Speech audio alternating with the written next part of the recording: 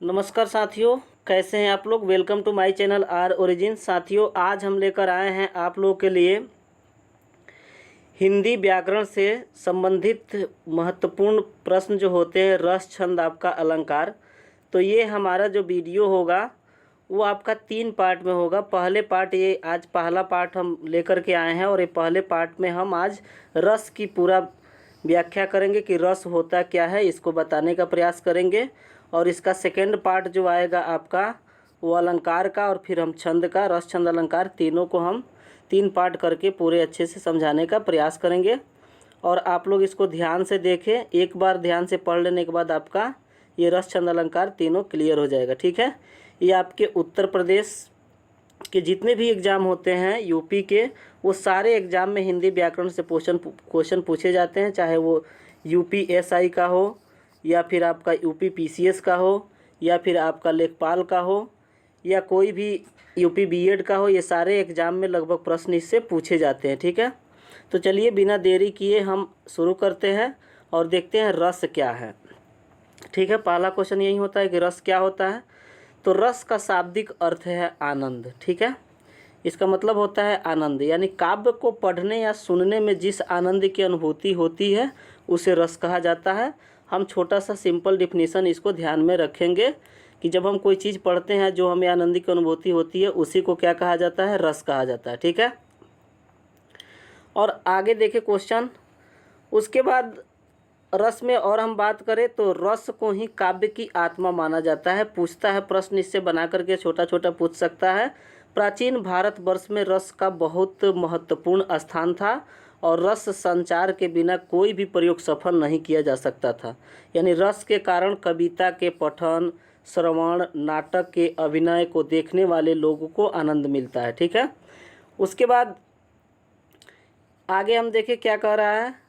श्रव्य काव्य के पठन पाठन यानी कि अथवा श्रवण करना मतलब सुनना। दृश्य काव्य के दर्शन श्रवण में जो अलौकिक आनंद प्राप्त होता है वही काव्य में रस कहलाता है। ठीक है, और रस के जिस भाव की अनुभूति होती है वह रस का अस्थाई भाव होता है। तो ये भी थोड़ा सा दिमाग में रखेंगे कि रस के जिस भाव की अनुभूति होती है उसको हम क्या कहते हैं, उसका अस्थाई भाव कहते हैं। रस, छंद और अलंकार काव्य की रचना के आवश्यक अव्यय है। ठीक है, यानी कोई भी काव्य रचना करना होगा तो इसमें रस, छंद और अलंकार काफ़ी महत्वपूर्ण योगदान रखता है। ठीक है, तो आइए हम आगे देखें। और ये पाठक या श्रोता के हृदय में स्थित अस्थाई भाव ही विभावादि के से संयुक्त होकर रस के रूप में परिणत हो जाता है और रस को काव्य की आत्मा कहा जाता है या प्राण तत्व कहा जाता है। ये ऑब्जेक्टिव क्वेश्चन यहाँ से पूछा जा सकता है, आप लोग इसको अच्छे से याद रखेंगे। ठीक है, उसके बाद आइए जो रस के हमारे जाने माने जो लेखक कहे जाते हैं, जो भरत मुनि जी को हम याद करते हैं, तो ये रस द्वारा, भरत मुनि द्वारा रस की परिभाषा जो दिया गया है उसको देखें कि उन्होंने क्या कहा है इसमें। तो रस की उत्पत्ति का सबसे पहले परिभाषित करने का श्रेय भरत मुनि को जाता है। देखिए यहाँ पर भी एक ऑब्जेक्टिव क्वेश्चन बन सकता है। और उन्होंने नाट्य शास्त्र में रास रस के 8 प्रकारों का वर्णन किया है। ठीक है, क्वेश्चन पूछ सकता है कि 8 प्रकारों का वर्णन भरत मुनि ने किस में किया है, तो नाट्य शास्त्र में। और रस की व्याख्या करते हुए भरत मुनि कहते हैं कि सब नाट्य उपकरणों द्वारा प्रस्तुत एक भावमूलक कलात्मक अनुभूति है।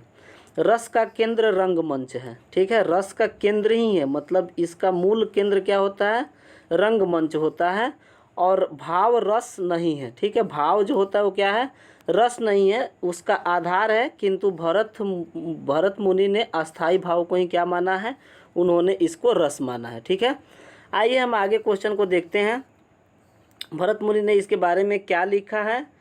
तो उन्होंने लिखा है कि विभावानुभाव व्याभिचारी संयोग दृश्य निष्पत्ति, अर्थात विभाव अनुभाव संचारी भावों के संयोग से रस की निष्पत्ति होती है। ठीक है, निष्पत्ति होती है। तो इसको याद रखेंगे कि ये जो रस के जो होते हैं ये अव्यय कहे जाते हैं, विभाव, अनुभाव और संचारी भाव। ठीक है, अतः भरत मुनि रस तत्व का आधारभूत विषय नाटक में रस की निष्पत्ति है। ठीक है, उसके बाद कुछ ऐसे विद्वान हैं, काव्य शास्त्र के मर्मज्ञ विद्वानों ने काव्य की आत्मा को ही रस माना है। ठीक है, जो काव्य की जो आत्मा होती है उसी को रस माना है। उसके बाद हम देखें नेक्स्ट क्वेश्चन। अन्य विद्वानों ने इसमें अपने अपने अनुसार परिभाषा दिया है। जैसे आप लोग देख सकते हैं आचार्य धनंजय के अनुसार रस की परिभाषा उन्होंने दिया है कि विभाव अनुभाव सात्विक साहित्य भाव व्याभिचारी भावों के संयोग से आस्वधमान अस्थाई भाव ही रस होता है। और उसके बाद इसमें और भी लेखकों ने अपना योगदान दिया है। जैसे आचार्य विश्वनाथ ने रस की परिभाषा देते हुए लिखा है। उसके बाद इसमें आते हैं आपका डॉक्टर विश्वंभर नाथ जी भी रस की परिभाषा दिए हैं। भावों के छंदात्मक समन्वयन का नाम ही रस है। ये क्वेश्चन पूछ सकता है कि ये किनके द्वारा परिभाषित दिया गया है।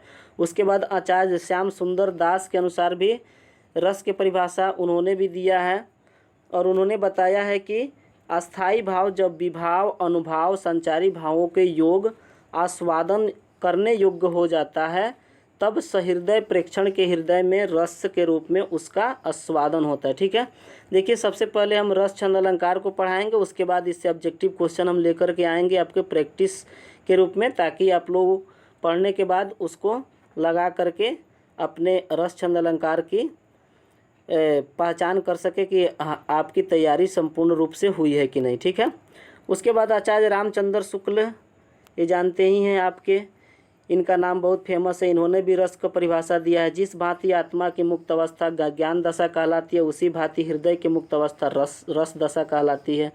ठीक है, उसके बाद हम नेक्स्ट आगे क्वेश्चन देखें क्या कर रहा है कि रस के अंगों की बात हो रही है। रस के अंग कहिए या रस के अव्यय कहिए, तो आपका रस के 4 अव्यय या अंग मतलब बताए गए हैं। जैसे कि विभाव अनुभाव संचारी भाव और अस्थाई भाव, इसको आप लोग एकदम याद रखेंगे। रस के 4 अव्यय या अंग। ठीक है, ये काफ़ी इंपॉर्टेंट क्वेश्चन यहाँ से बनता है।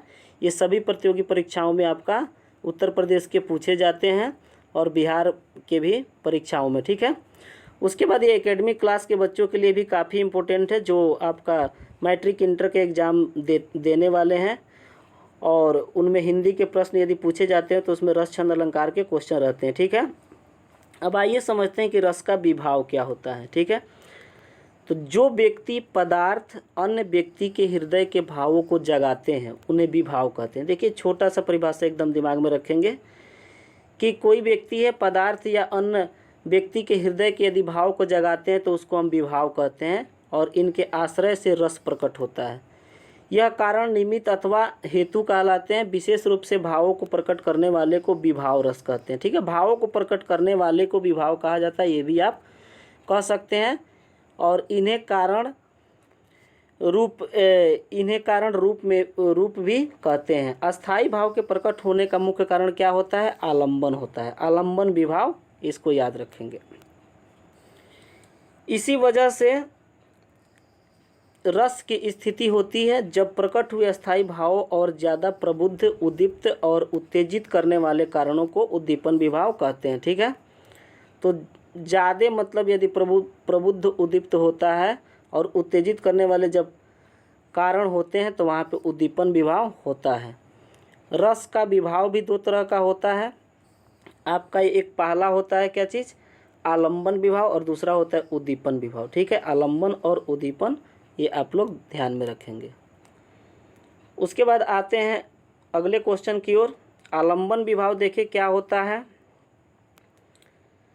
यानी कि आपका आलंबन विभाव जो होता है, जिसका आलंबन या सहारा पाकर अस्थाई भाव जगते हैं उन्हें आलंबन विभाव, वो आलंबन विभाव कहलाता है। जैसे नायक नायिका। ठीक है, नायक नायिका जो होते हैं वो आलंबन विभाव उत्पन्न करते हैं। आलंबन विभाव के भी 2 पक्ष होते हैं। कौन कौन सा होता है? तो एक होता है आपका आश्रयालंबन और दूसरा होता है विषयालंबन। ठीक है, आश्रयालंबन और विषयालंबन ये आलंबन विभाव के पक्ष आप लोग याद रखेंगे। ठीक है, उसके बाद आते हैं उद्दीपन विभाव क्या होता है। तो जिन वस्तुओं या परिस्थितियों को देख करके अस्थाई भाव उद्दीप्त होने लगता है उन्हें हम उद्दीपन विभाव, वो उद्दीपन विभाव कहलाता है। जैसे चांदनी कोकिल कुंजन, एकांत स्थल, रमणीक उद्यान, नायक या नायिका की शारीरिक चेष्टाएं, ये सब जो होती है उद्दीपन विभाव में आती है। ठीक है, चांदनी कोकिल कुंजन का मतलब कि चांदनी रात में जब कोयल कूकती है एकांत स्थल हो, वहाँ पे रमणीक उद्यान हो, तो इन जगह पर उद्दीपन विभाव होता है। ठीक है, बहुत ही मनोरम जगहें होती हैं। दूसरा होता है रस का अनुभव क्या होता है,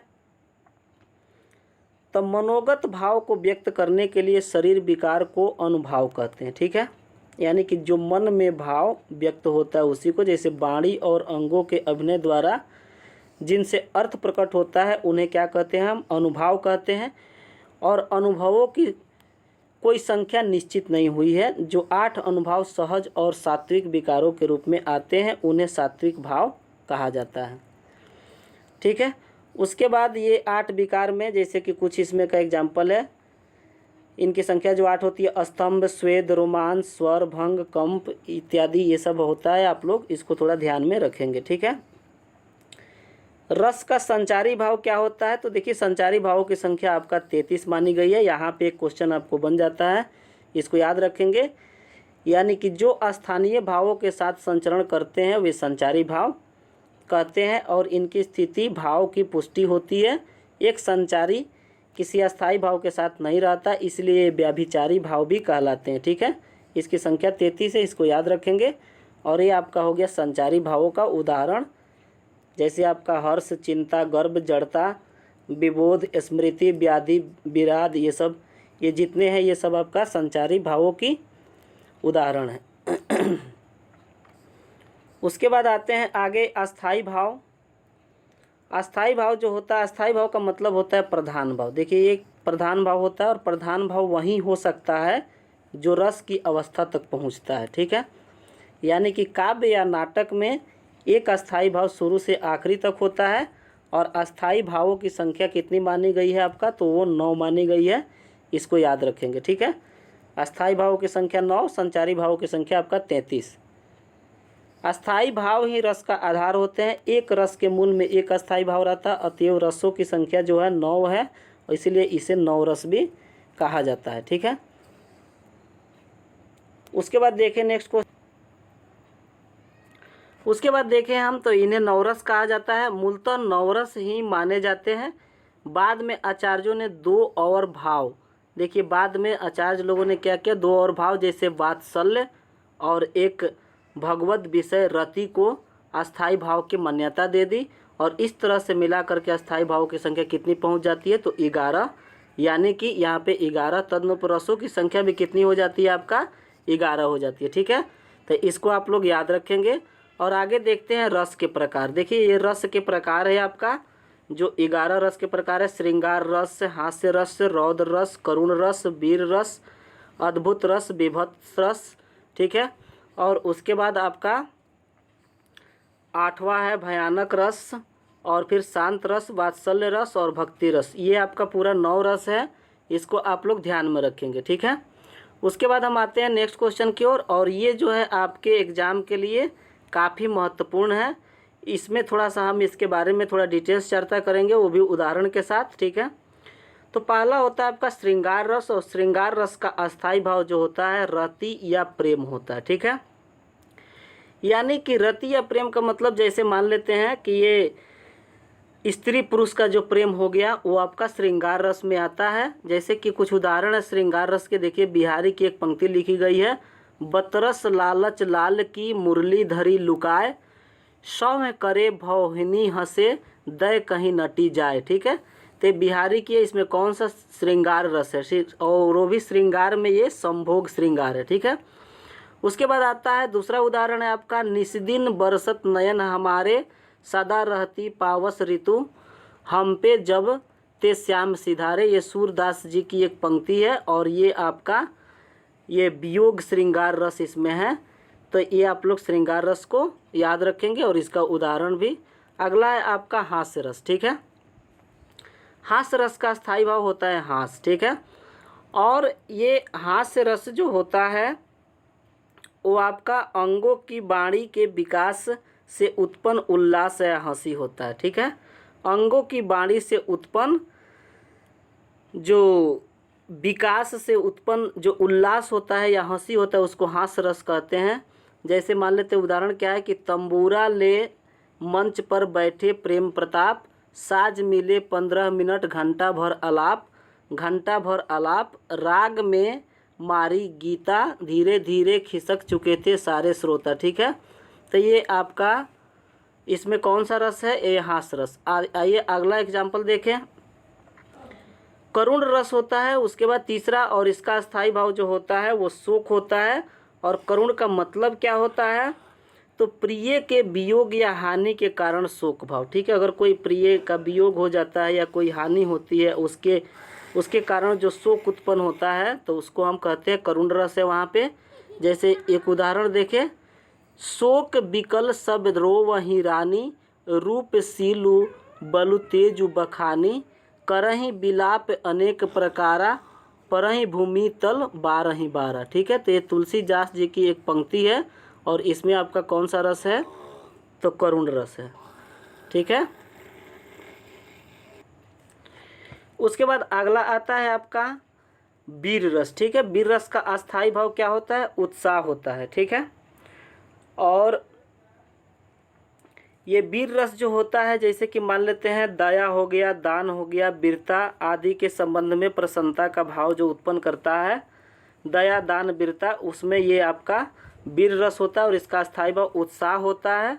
जैसे मान लेते हैं वीर तुम बढ़े चलो, धीर तुम बढ़े चलो, सामने पहाड़ हो, सिंह की दहाड़ हो, तुम कभी रुको नहीं, तुम कभी झुको नहीं, जैसे द्वारिका प्रसाद माहेश्वरी जी का ये लिखा गया है। और इसमें कौन सा रस है आपका? तो वीर रस है। ठीक है, अगला आता है आपका ये रौद्र रस। ठीक है, और रौद्र रस का स्थायी भाव क्या होता है? क्रोध होता है।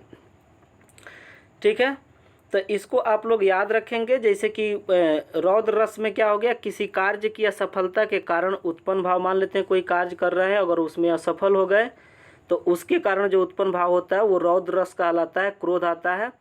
जैसे उसका उदाहरण है मैथिली शरण गुप्त जी का एक, श्री कृष्ण के सुन वचन अर्जुन क्षोभ से जलने लगे, सब सील अपना भूल कर करतल युगल मलने लगे, संसार देखे अब हमारे शत्रु रण में मृत पड़े, करते हुए यह घोषणा वे हो गए उठ कर खड़े। ठीक है, तो ये मतलब काफ़ी इम्पोर्टेंट उदाहरण है रौद्र रस का, इसको आप लोग ध्यान में रखेंगे। ठीक है, और दोस्तों इसका PDF जो है, यदि आप लोग इसका चाहते हैं कि इसका PDF हमें मिल जाए तो PDF के लिए आप लोग हमारे टेलीग्राम चैनल से जुड़ जाए। ठीक है, और टेलीग्राम चैनल पे जा कर के आप लोग आर ओरिजिन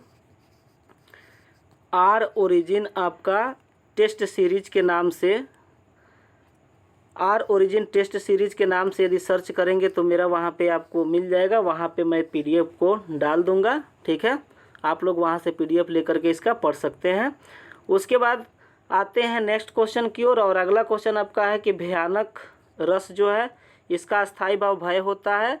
जैसे इसका एग्जाम्पल है एक जयशंकर प्रसाद जी का, उधर गरजती सिंधु लहरिया, कुटिल काल के जालों सी, चली आ रही फेन उगलती, फन फैलाए व्यालों सी। ठीक है, तो ये काफ़ी इम्पोर्टेंट है आपका, इसको भयानक रस इसमें है, और भयानक का मतलब होता है आपका भय। ठीक है, जैसे भयानक जीव या जंतु को देख करके मन में उत्पन्न जो डर होता है उसी को हम लोग भय कहते हैं। ठीक है, भय लगना या डर लगना। उसके बाद आता है नेक्स्ट क्वेश्चन आपका विभत्स रस। ठीक है, इसका विभत्स रस का जो अस्थायी भाव होता है, जो गुप्सा या घृणा होता है, इस पे स्टार लगा लेंगे। काफ़ी इंपॉर्टेंट क्वेश्चन ये बनता है आप लोग के एग्जाम के लिए। और विभत्स कहिए या फिर इसका स्थायी भाव जुगुप्सा, घृणा या ग्लानि। ठीक है, जैसे घिनौने पदार्थ से मन में ग्लानि उत्पन्न होना, दूसरों की जाने वाली निंदा, ये सारे जो है विभत्स रस में आते हैं। ठीक है, यानी कि हम दूसरों की जब निंदा करते हैं या किसी की निंदा की जाती है तो ये मन में जो ग्लानि होती है तो वहाँ पे क्या होता है? विभत्स रस होता है। ठीक है, जैसे कि एक एग्जाम्पल है भारतेंदु हरिश्चंद्र जी का, सिर पर बैठियो काग आँख दो खात निकारत, खींचत जीबही स्यार अतिही आनंद उर्धारत, और गौध जांघी को खोदी खोदी मांस उपारत, श्वान अंगुरिन काटी काटी के खात बिदारत। ठीक है, तो यहाँ पे आपका ये विभत्स रस है। ठीक है, उसके बाद आगे देखिए नेक्स्ट क्वेश्चन है आपका अद्भुत रस, और अद्भुत का अस्थायी भाव होता है विस्मय या आश्चर्य। ठीक है, विस्मय या आश्चर्य। जैसे सेनापति जी का लिखा गया एक यहाँ पे श्लोक है, अखिल भुवन चर अचर सब हरिमुख में लखी मातु, चकित भई गद्गद वजन विकसति दुत पुलकातु। ठीक है, तो अद्भुत रस आपका बहुत ही इम्पोर्टेंट है और इसको आप लोग याद रखेंगे। जैसे अद्भुत का मतलब ही होता है कोई चीज़ का आकर्षण, किसी वस्तु को हम देखते हैं और यदि उससे आकर्षण होती है, वस्तु को देख करके मन में एक आश्चर्य का भाव उत्पन्न होता है, तब वहाँ पे हम कहते हैं कि अद्भुत रस है। ठीक है, उसके बाद नेक्स्ट है आपका शांत रस। ठीक है, और शांत का अस्थाई भाव सम, निर्वेद या वैराग्य या वितराग। देखिए इतना नाम आप लोग याद रखेंगे। जो जो दो ये इसके अस्थाई भाव दिया गया उसमें से कोई भी ऑब्जेक्टिव क्वेश्चन बना करके पूछा जा सकता है, तो ये लोग आप लोग याद रखेंगे। इसका शांत रस का 4 अस्थाई भाव दिया गया, मतलब चारों सेम ही है। जैसे कि 3, जैसे सम है, निर्वेद है, वैराग्य या वीरता है। ठीक है, वैराग्य या वितराग उसी को कहा जाता है।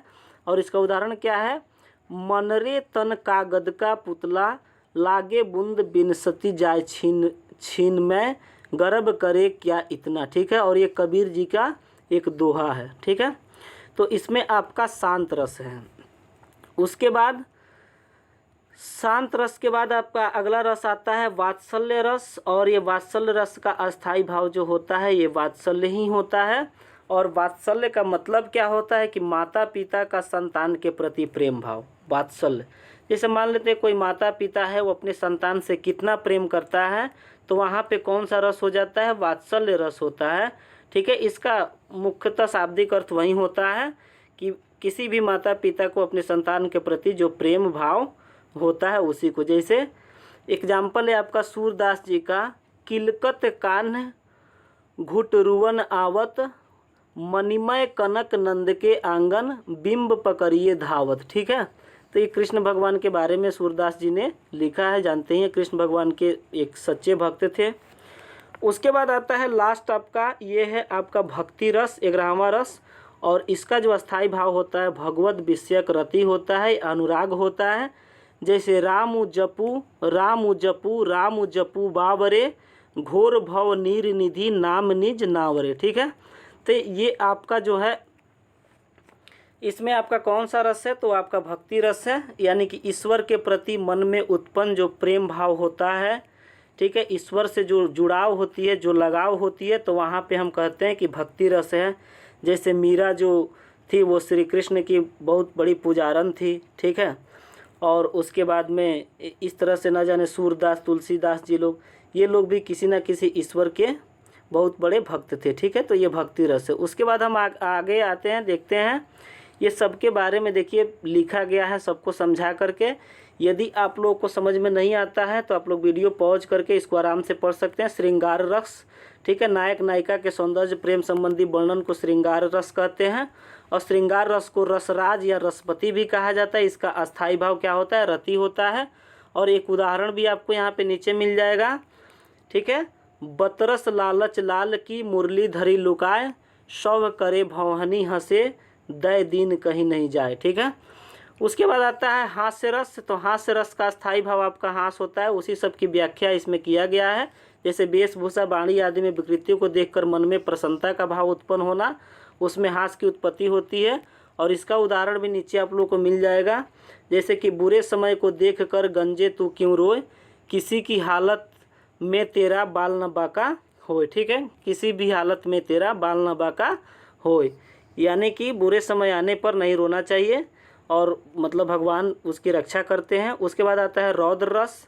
इसका स्थायी भाव क्या होता है, क्रोध होता है।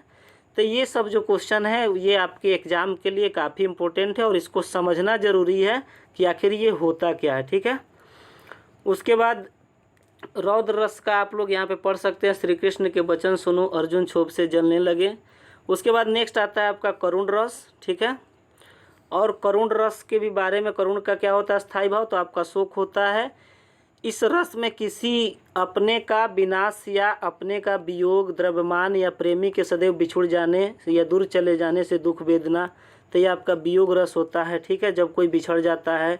इसका एग्जाम्पल आप लोग देख सकते हैं, रही खरकती हाय सूल सी, पीड़ा उर्मे दशरथ के, गलानी त्रास वेदना विमंडित, साप कथा वे कह न सके। ठीक है, यानी कि दशरथ जी अपने पुत्र वियोग से वहाँ पे जब आलाप कर रहे हैं तो वहाँ पे आपका कौन सा रस है, तो इसको आप लोग ध्यान में रखेंगे, ठीक है। उसके बाद आता है वीर रस। वीर रस को भी आप लोग ध्यान से पढ़ लेंगे इसके बारे में, और हमने समझा दिया इसके बारे में कि आखिर वियोग रस क्या होता है। उसके बाद आपका इसके उदाहरण है वियोग रस का। फिर अद्भुत रस है, इसका स्थायी भाव आश्चर्य होता है, ठीक है, हम पहले ही बता चुके हैं। और उदाहरण इसका आप लोग पढ़ लेंगे। विभत्स रस है, फिर इसको भी आप लोग वीडियो को पॉज करके इसको पढ़ सकते हैं और समझ सकते हैं यदि आपको नहीं समझ में आया हो। फिर आपका भयानक रस होता है, इसका स्थायी भाव आपका भय होता है, ठीक है। और भयानक रस का एक उदाहरण यहाँ पे आप लोग पढ़ सकते हैं। अखिल यौवन की रंग उभार, हड्डियों की हिलाते कंकाल, कचों के चिकने कले, ब्याल के चूली, कांस सिवार, ठीक है। और उसके बाद 9वां रस है आपका शांत रस। इसका अस्थायी भाव आपका क्या होता है? निर्वेद या उदासीनता होता है। मोक्ष और अध्यात्म की भावना से जिस रस की उत्पत्ति होती है उसको शांत रस नाम देना संभाव्य है। और इस रस में तत्व ज्ञान की प्राप्ति संसार से वैराग्य होने पर होता है, ठीक है। उसके बाद इसका उदाहरण आप लोग देख सकते हैं। जब मैं था तब हरि नहीं, अब हरि है मैं नहीं, सब अधियारा मिट गया, जब दिखे देखिया मही। तो यहाँ पे आपका ये शांत रस है, ठीक है।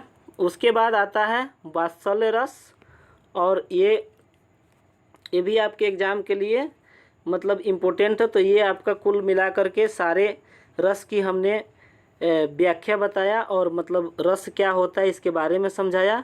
उम्मीद करते हैं कि ये वीडियो आप लोग के लिए काफ़ी फ़ायदेमंद साबित होगा आपके आने वाले किसी भी प्रतियोगी परीक्षा के लिए या फिर एकेडमिक क्लास के लिए, ठीक है। मिलते हैं नेक्स्ट वीडियो के साथ। हम इसका दूसरा पार्ट जल्द ही अपने चैनल पर अपलोड करेंगे और वो आपका अलंकार से संबंधित होगा। और उसके बाद हम इसके रस छंद अलंकार के 3 पार्ट बनाने के बाद इससे ऑब्जेक्टिव क्वेश्चन करवाएंगे और आप लोग उसको ध्यान से करके अपना प्रैक्टिस कर सकते हैं, ठीक है। तो इसी के साथ हम आज के इस सेशन को समाप्त करते हैं, ठीक है। आपका समय शुभ हो, धन्यवाद।